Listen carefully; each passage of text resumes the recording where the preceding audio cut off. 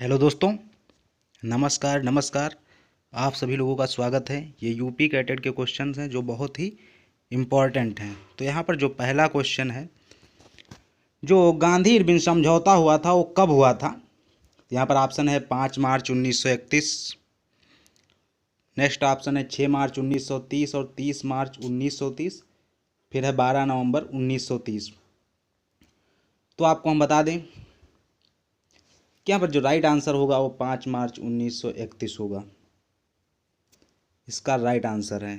फिर जो next question है, कोई विधेयक धन विधेयक है या नहीं, इसका निर्णय कौन करता है। तो इसका जो निर्णय करता है वो लोकसभा अध्यक्ष करता है। कौन करता है? लोकसभा अध्यक्ष। यहाँ पर ऑप्शन शो नहीं कर रहा है, ये रहा आपका ऑप्शन, लोकसभा अध्यक्ष। और जो वर्तमान में लोकसभा अध्यक्ष हैं वो कौन है? तो ओम बिरला हैं। वर्तमान में इस समय कौन है? ओम बिरला,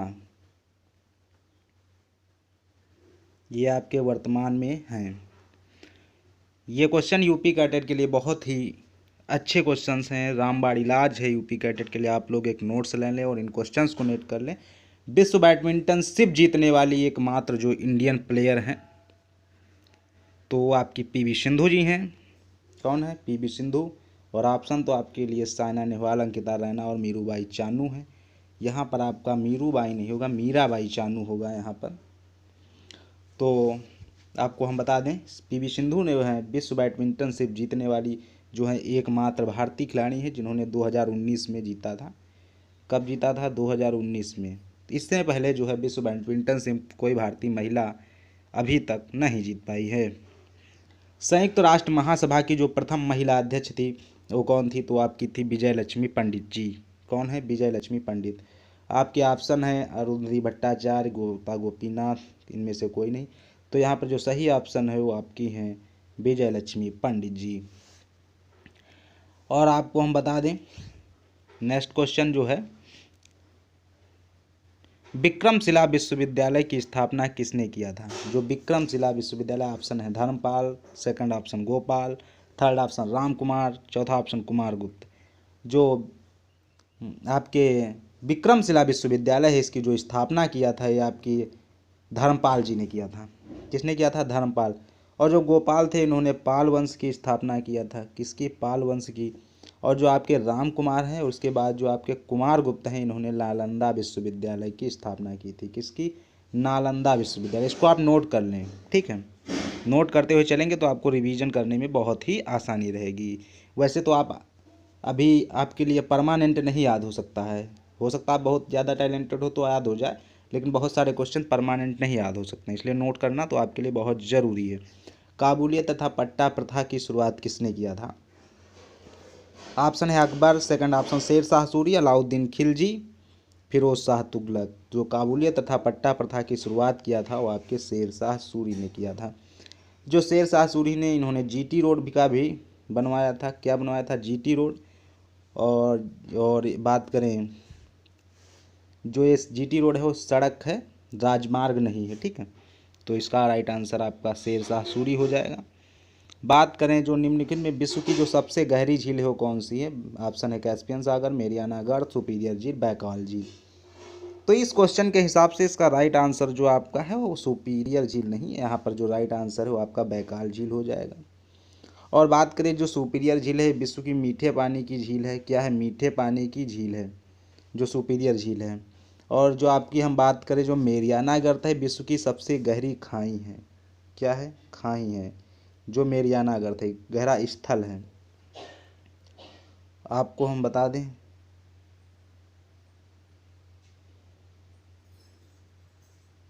इसके बाद जो आपका नेक्स्ट क्वेश्चन है, विश्व की जो है सबसे गहरी खाई जो झील है वो आपकी बैकाल झील हो जाएगी। और मेरियाना गर्त जो है मीठे पानी की झील है। जो सबसे बड़ी है वो आपकी कैस्पियन सागर है।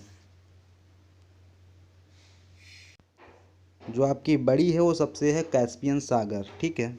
इसका राइट है कैस्पियन सागर। इस क्वेश्चन के हिसाब से राइट आंसर आपका ये होगा। इसके बाद जो नेक्स्ट क्वेश्चन है, निम्नलिखित में से किस पौधे से मलेरिया की दवा प्राप्त की जाती है? कौन सा पौधा ऐसा है जिससे मलेरिया की दवा प्राप्त की जाती है? तो इसका राइट आंसर आपका हो जाएगा कुनैन। क्या हो जाएगा? कुनैन। निम्न में से साहित्य लहरी की रचना की है। अब आप कंफ्यूज होंगे, यहाँ पर हिंदी के क्वेश्चंस भी आपसे पूछ लिए जाते हैं, इसलिए ज़रूरी है। तो यहाँ पर जो राइट आंसर हो जाएगा वो हो जाएगा आपका सूरदास जी। क्या हो जाएगा? सूरदास जी, जिन्होंने साहित्य लहरी की रचना किया है। साहित्य लहरी किसकी रचना है? वो तो सूरदास की। इसके बाद जो आपका नेक्स्ट क्वेश्चन है, आर्य समाज की स्थापना किसने किया? तो जो आर्य समाज की स्थापना है वो आपके, एक सेकंड, यहाँ पर जो दूसरा क्वेश्चन आ गया है, थोड़ा आपको बैक में लेकर चलते हैं। आर्य समाज, ये क्वेश्चन रहेगा, आर्य समाज की स्थापना किसने किया है? तो ऑप्शन है स्वामी विवेकानंद, स्वामी दयानंद सरस्वती, राजा राममोहन रॉय, मदन मोहन मालवीय, राजा राम मोहन राय। तो आर्य समाज की जो स्थापना की है, आपके जो राइट आंसर है स्वामी दयानंद सरस्वती। इसके बाद बहुत ही अच्छा क्वेश्चन है जिसको जानना बहुत ज़रूरी है। निम्न में से ध्वज की जो लंबाई है और जो चौड़ाई है, इसका अनुपात क्या होता है? तो इसका राइट आंसर ये है 3:2। लंबाई जो है 3 रहती, चौड़ाई रहती है 2। इस चीज़ को भी ध्यान में रखना आपको ज़रूरी है। इसके बाद जो आपकी विश्व की जो सबसे बड़ी नदी है वो कौन सी है? तो यहाँ पर जो ऑप्शन है अमेजन नदी, ऑप्शन है नील नदी, अमेजन नदी, नील नदी और ब्रह्मपुत्र नदी और गंगा नदी। तो आपको हम बता दें जो विश्व की सबसे बड़ी नदी है तो आपकी नील नदी है, इसको कौन नहीं जानता होगा। और जो बात करें जो ये अफ्रीका महाद्वीप में पाई जाती है, और मिस्र की नील नदी हो मिस्र का वरदान है। नील नदी को मिस्र का वरदान कहा जाता है, जो अफ्रीका महाद्वीप में पाई जाती है। कहाँ पाई जाती है? अफ्रीका महाद्वीप में। और बात करें जो अमेजन है वो दूसरी सबसे बड़ी नदी है जो दक्षिणी अमेरिका में पाई जाती है।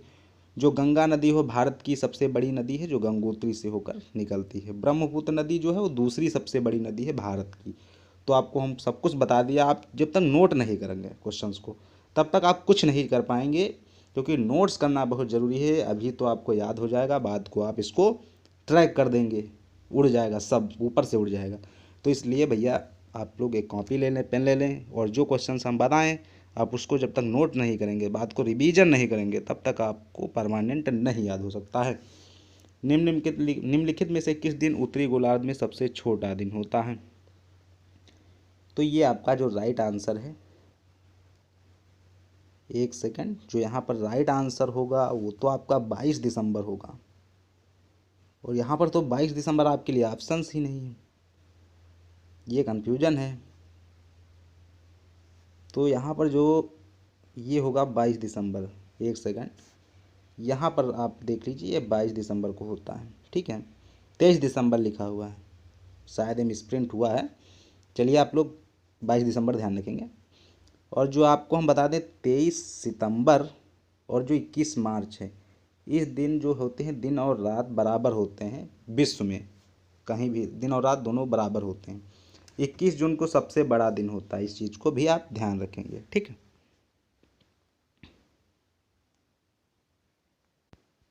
जो 1000 झीलों का देश है उसे किसे कहा जाता है?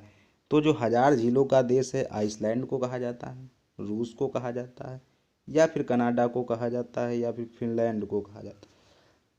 तो जो 1000 झीलों का देश कहा जाता है वो फिनलैंड को कहा जाता है। किसको कहा जाता है? फिनलैंड को, ठीक है। तो आप लिखो हिस्ट्री में। राष्ट्रीय किसान दिवस कब मनाया जाता है? यहाँ पर नेक्स्ट क्वेश्चन आ चुका है। राष्ट्रीय किसान दिवस 23 सितंबर को मनाया जाता है, 21 मार्च को मनाया जाता है, 22 दिसंबर को मनाया जाता है, 23 दिसंबर को। तो बात करें राष्ट्रीय किसान दिवस की, तो ये जो आपको मनाया जाता है 23 दिसंबर को मनाया जाता है।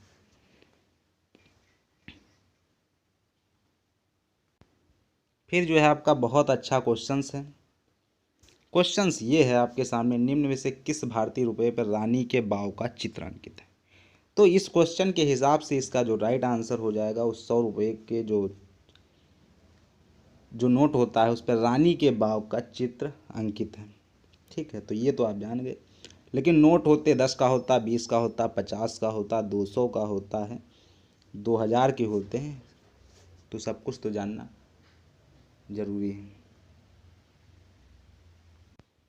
यहाँ पर जो क्वेश्चन है, निम्न में से किस भारतीय रुपये पर रानी के बाव का, तो आपको हम बता दें यहाँ पर ऑप्शन है 10, 2000 और 100, 200। तो जो रानी के बाव का चित्र अंकित है आपने अभी देखा ही था, उत्सव पर था। नोटें बहुत सारी होती है, जैसे 10 का है तो उस पर क्या अंकित है, कोणार्क का सूर्य मंदिर। क्या है, कोणार्क का सूर्य मंदिर यह है। जो 20 का नोट है उस पर एलोरा की गुफाओं का चित्र है, ठीक है। जो 50 की नोट है उस पर हम्फी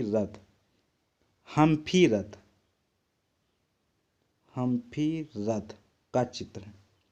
और बात करें जो 200 का नोट है,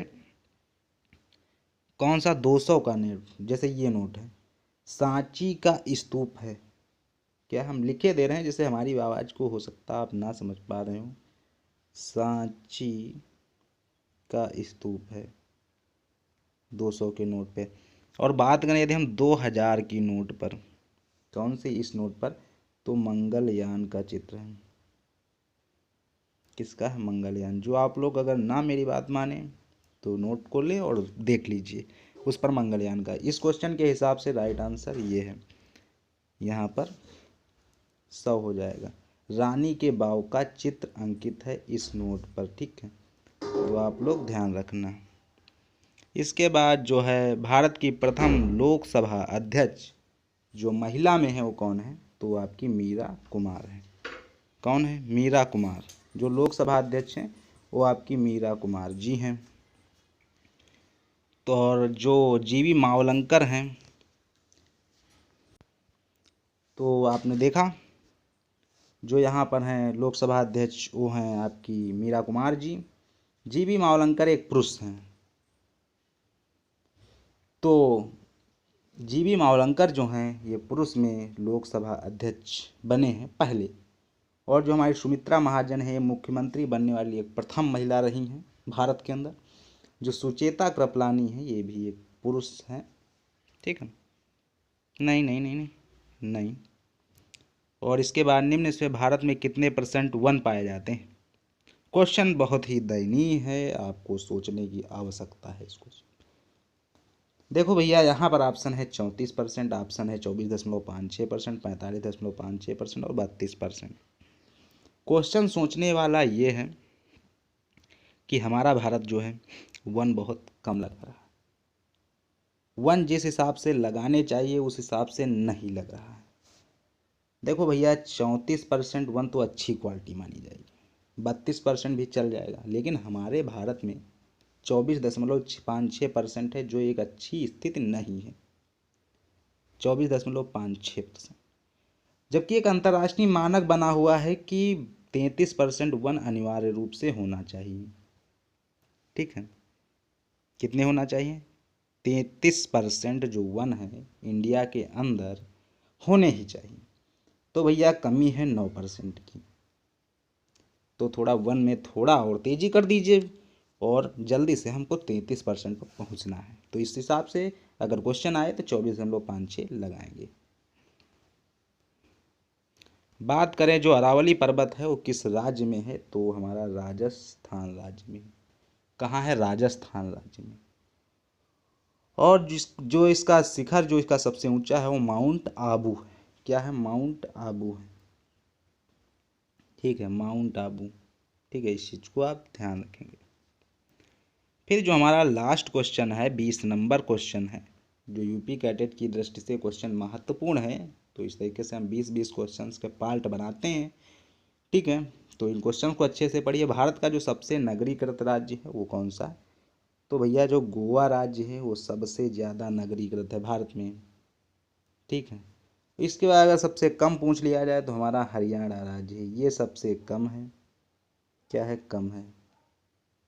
और जो सबसे ज़्यादा है वो हमारा कौन सा है, गोवा है, ये अधिक है, ठीक है। तो इस चीज़ को भी आप लोग ध्यान रखेंगे, जो गोवा है वो सबसे क्या है, ज़्यादा है। तो इस तरीके से जो हमारी क्वेश्चंस की जो सीरीज है वो आज वाली जो 20 क्वेश्चन रहेंगे वो हो ही ख़त्म। तो ज़्यादा से ज़्यादा वीडियो को शेयर कीजिए और अपने दोस्तों में शेयर कीजिएगा जो भी यूपी कैडेट की तैयारी कर रहे हैं, ठीक है, और जो करना चाहते हैं। और आप लोगों को यदि वीडियो अच्छा लगा हो, आपको वीडियो अच्छा लगा हो तो वीडियो को लाइक कीजिए और चैनल को सब्सक्राइब कीजिए। देखने के लिए आप सभी लोगों का हमारे चैनल को बहुत बहुत धन्यवाद। और इसी तरीके की जो सीरीज़ है वो हमारे चैनल पे आपको मिलती रहेगी और आप लोग अपनी जो यूपी कैडेट की तैयारी है उसको मजबूत कर सकेंगे। देखो जीके के जो क्वेश्चंस होते हैं वो 20 क्वेश्चंस यूपी कैडेट में आते हैं, तो इसलिए जो कंपटीशन को बीट कराने में ये क्वेश्चंस महत्वपूर्ण रोल निभाते हैं। तो इसलिए जीके को क्वेश्चंस को जो है आप लोग ज़रूर पढ़िए। Thanks for watching this video. और आप लोगों को बता दें कि जीके के साथ आप लोग केमिस्ट्री की भी सीरीज हमारे चैनल पर देखते रहिए।